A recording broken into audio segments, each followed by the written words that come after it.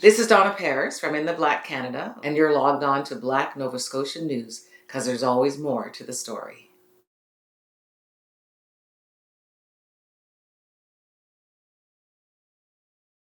To your knowledge, give me a rundown of the, the Black communities across Canada that do no longer exist. We mentioned well, the bog for sure. You know, I don't know if I have a list other than the ones in there's the ones in Alberta, as I said, Campsie, Breton, Wildwood, Amber Valley. The ones with the Oklahoma. With Oklahoma migration. And then Maidstone. They have in Maidstone, Saskatchewan, they have the Shiloh Baptist Church.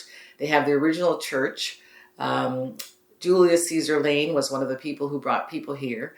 And one of his grandsons has helped, Leander Lane has helped raise funds to upkeep that church, and anybody can go in there now and visit and see the church, and the original benches are there, and they have photos of the people who came through there, and so that's there. Hogan's Alley was another Black community in Vancouver.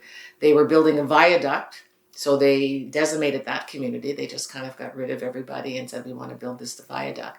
And the hard thing about it is that we just read this year that they're tearing that viaduct down and doing something else with it. So they, ruined a whole community for something that, There's markers there right now? There are. When you go to what used to be Hogan's Alley, you will see on some post, they'll list 10 different places that you can go visit.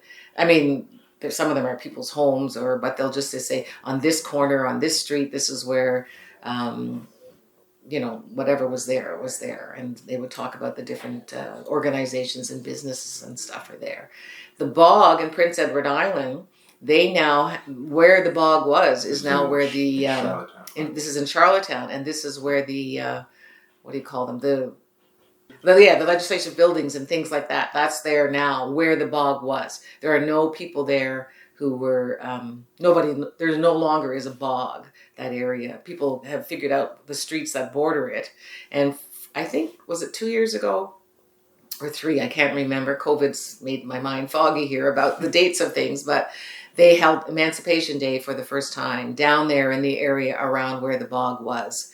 And I think there is a plaque there now telling people about bog and about Keisha and David Shepherd. They came with the first Lieutenant Governor of Prince Edward Island, Edmund Fanning, and he came over from Nova Scotia and brought 4 what they call indentured servants with him to Prince Edward Island, and that's Keisha and David. And the story goes that he gifted land to Keisha, and that if you see some people in Prince Edward Island who have red hair and freckles, more than likely can trace their ancestry back to David and Keisha Shepherd. Most of the Black people can trace themselves back to David and Keisha Shepherd as some of the earlier Black people who came to Prince Edward Island.